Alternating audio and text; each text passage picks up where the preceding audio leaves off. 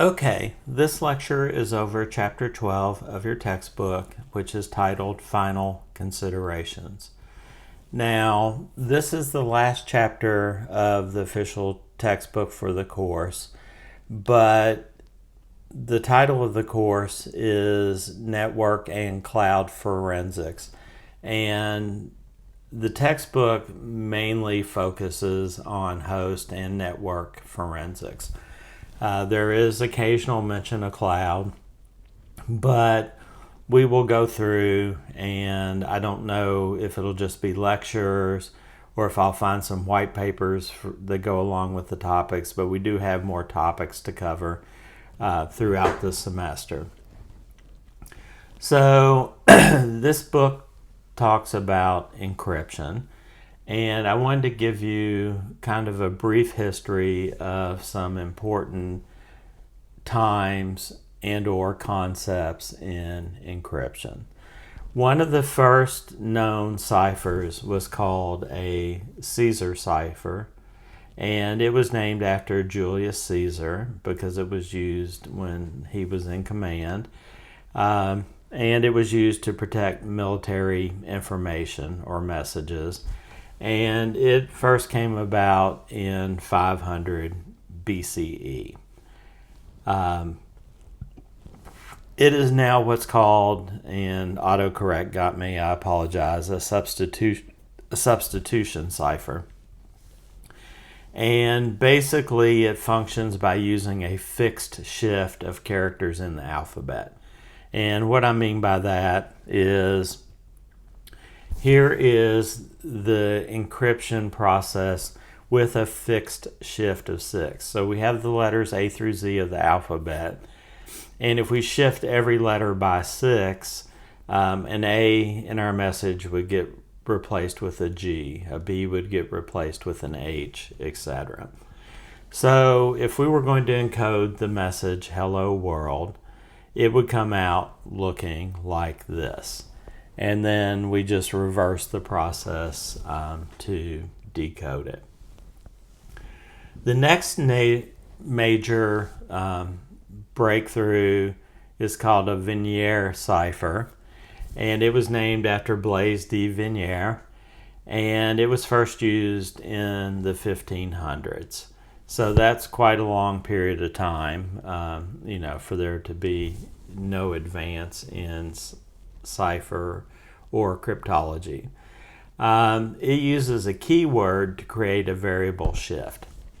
So this defeats frequency analysis. What frequency analysis is, if you've watched Wheel of Fortune, you know that there are certain letters like E, R, S, and T that appear more times than not in written English text. So sometimes they can go through and say, okay, this letter that occurs the most, what if it was an E? Does that help us break it? Okay, it doesn't. What if it was an R? Okay, maybe we can make some sense out of that. It was once referred to, however you pronounce that in French, the indecipherable cipher. So they figured nobody would ever be able to break this. However, 300 years later, it was figured out how to break a message that was encoded with this process. So let's say we want to encode the message hello world again. Well, a Vigenère cipher has a key, so I just use KEY for the key. You could use whatever you wanted. And the security of this is only, hopefully, you, the person creating the message, and the person needing to decode the message are the only two that know what this key is. And on the first character, you would use a shift of 10 because K is the 10th letter in the alphabet, so the H would become an R. Second character, from the key, we have an E, so it's a shift of 4 because it takes 4 to get from A to E. So the E in our message becomes I. So if we do this for the entire message, we already did the H, we did the E, L, L, O. So an important thing to notice is that in addition to using variable shifts, for example, the L in our character code, first time it equated to a J, second time it equated to a V. So, letters are not encoding as the same resultant letter. That's how it defeats the frequency analysis. Now, if we continue on, W becomes U, etc. So we go through and do that encryption. And then if we piece all that together, here is our encrypted message of hello world. And to decrypt this, you just reverse the process again, having to know what was the key that I used. One of the things I think is really cool is the Jefferson Wheel cipher, and it is named after Thomas Jefferson, and it was created in the late 1700s. Thomas Jefferson, in addition to being a president, was also an inventor, and this is one of the things he invented. And my son, for Christmas one year, got a encryption, decryption book, and it actually had a Jefferson wheel in it,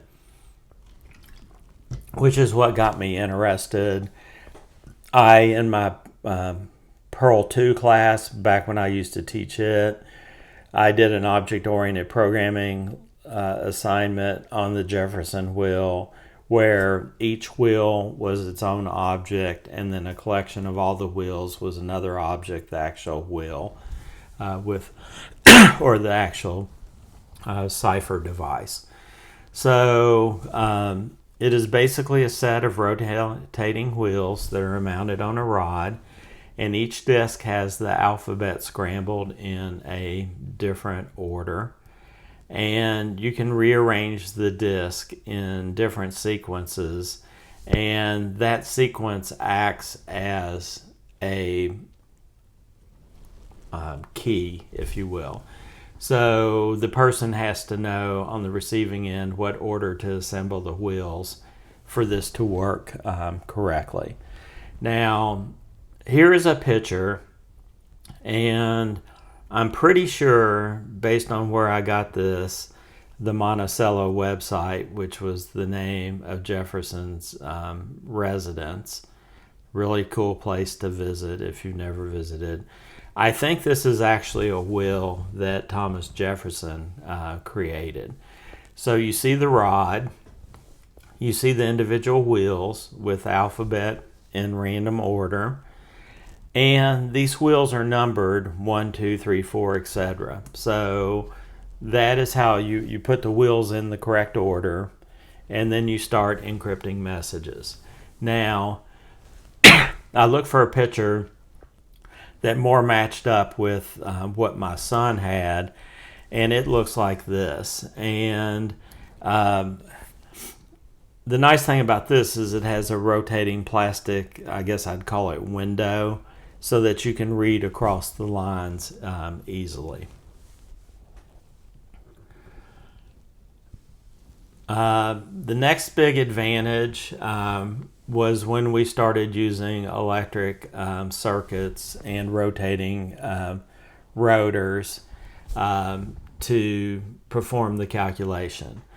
These devices had a keyboard, so instead of having to look it up on a wheel or write it down or have somebody next to you writing down the cipher or the decrypted message, you typed it on a keyboard, and basically the cipher changed every time you encoded a letter, which was pressing a key.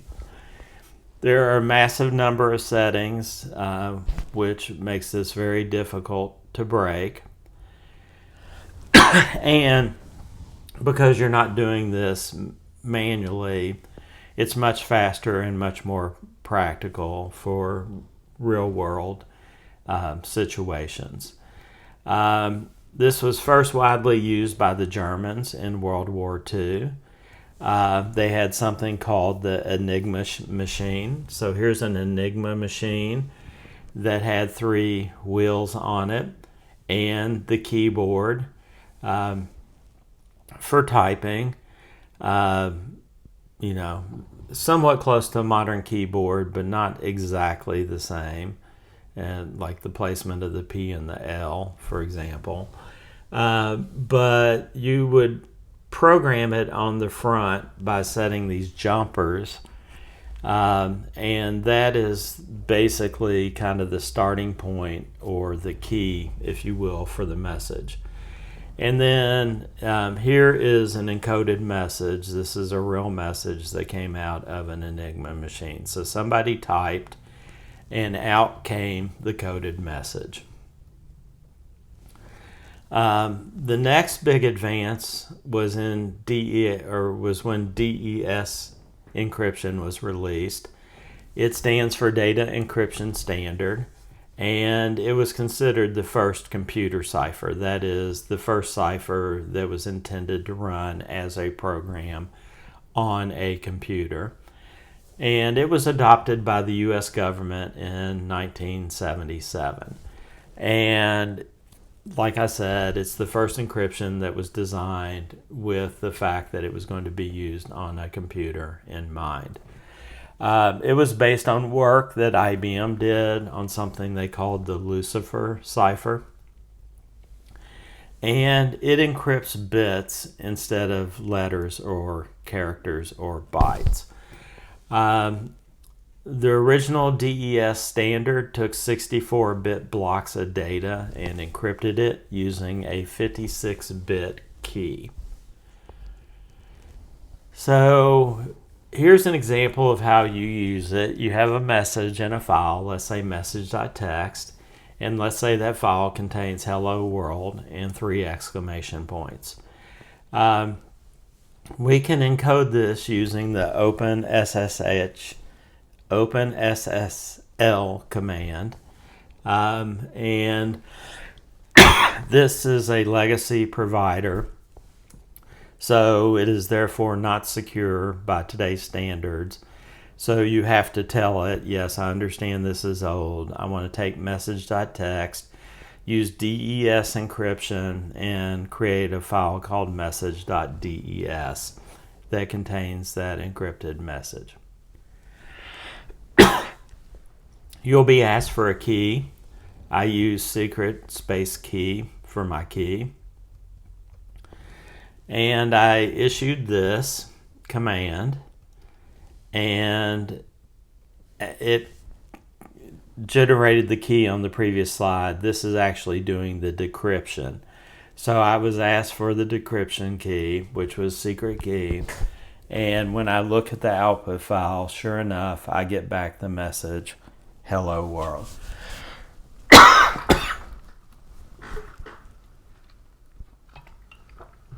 Apologize for that. Next is AES encryption, which stands for Advanced Encryption Standard. It was created when DES became considered too easy to crack by modern computers. This was adopted in 2001. It supports key lengths of 128, 192, and 256 bits. And instead of working on 64-bit blocks of data, it works on 128-bit blocks. It also uses multiple rounds of mixing, permutations, and substitutions. So it basically reapplies the algorithm multiple times. And it usually does that based on key length. Shorter key lengths will result in more rounds of manipulations to try to make it harder to break. Today, we use AES on HTTPS, on Wi-Fi security, on virtual private networks, BitLocker on Windows, and FileVault on Mac use it for disk encryption. And a lot of things in cloud and enterprise security make use of AES these days.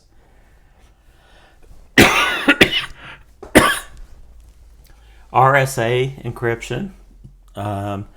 It is the three letters, like AUK, the three letters of the author's last name. So there were three creators, it's their initials. It was introduced in 1977. It is considered to be the first practical public key encryption system. What public key means is you have a public key that is used to encrypt messages, but you have to have a private key to decrypt it. So you create a key pair, you share your public key with other people. They can use it to decrypt a message and send it to you, and presumably only you, because you're the only person that should know the private key, is able to decrypt it. And it is based on the difficulty of factoring really large prime numbers is part of the algorithm. And it also uses 2048, 3072, or 4096-bit keys. These days, RSA encryption is used for SSL certificates. It is used in a system called PGP, which stands for Pretty Good Privacy, for sending secure emails. SSH uses it. Digital signatures also use RSA encryption. One thing the book talks about is symmetric versus asymmetric encryption. Symmetric encryption means you use the same key to encrypt and decrypt it. Asymmetric means you have a different key. So, for example, public and key encryption has a public key and a private key. Public key used for encryption, private key for decryption. So that is asymmetric. SSL and TSL. SSL stands for Secure Sockets Layer. It was released in 1995 by Netscape, potentially before a lot of you were born. But Netscape used to be one of the super popular web browsers, one of the first. TSL stands for Transport Layer Security. It was released in 1995 by the IETF. IETF is a standards committee known as the Internet Engineering Task Force. The use for these is similar, primarily used for security connections between a client and a server. SSH is a connection between a client and a server. HTTPS, FTP, or SFTP all use SSL for communications between a client and server. Certificates are a way to verify who you are talking to and can also be used to encrypt data to keep it private and secure. Certificates are issued either by a certificate authority like Setago or GoDaddy, or they are self-signed, which means you created the certificate yourself.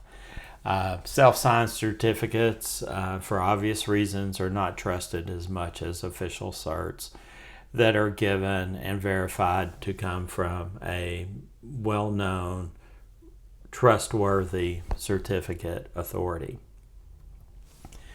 Certificates have an expiration date, at which point you will have to renew the certificate and get a new certificate. As far as tools that you can use related to this, the book talks about SSL Scan, which is a tool to get information about what encryption methods are being used on a server.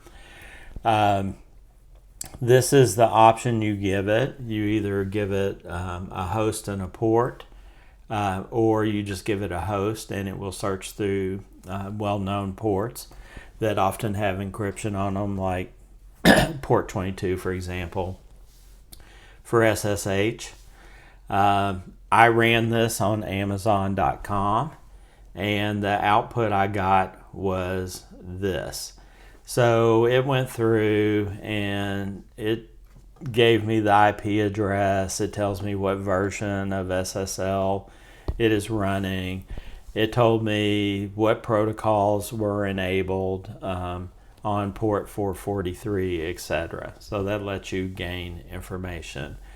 Now, this can be used for good, to double check and make sure your machine is secure.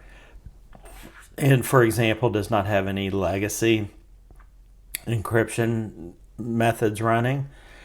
Or it can be used by a hacker to determine what ports they can try to break into and to look for vulnerabilities with the various versions of software that you allow. Here it goes through.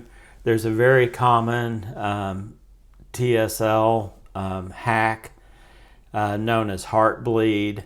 So SSL scan actually goes through. Again, for good, I know I'm secure.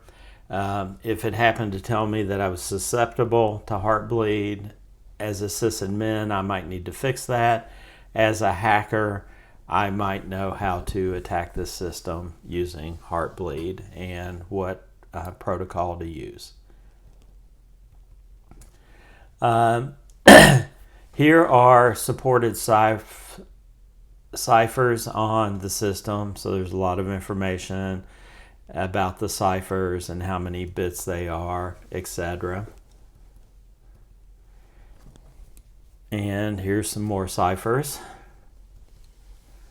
And then here is the SSL cert. It has a 2048-bit RSA key. The subject is the name of the server, which is anything that starts with peg.a2z.com. The alternate names are other names that can be used to match the certificate. And notice there are a zillion.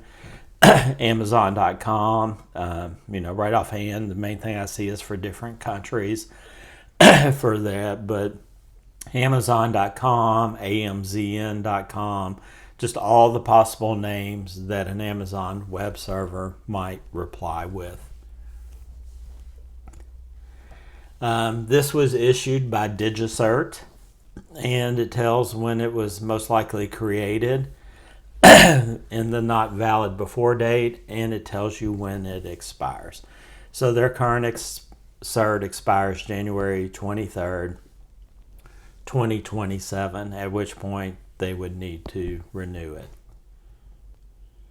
As far as cloud computing, we will cover the material that's in this chapter here, but as I alluded to at the beginning of this chapter lecture, we will have more information that relates to cloud computing and forensics in cloud environments.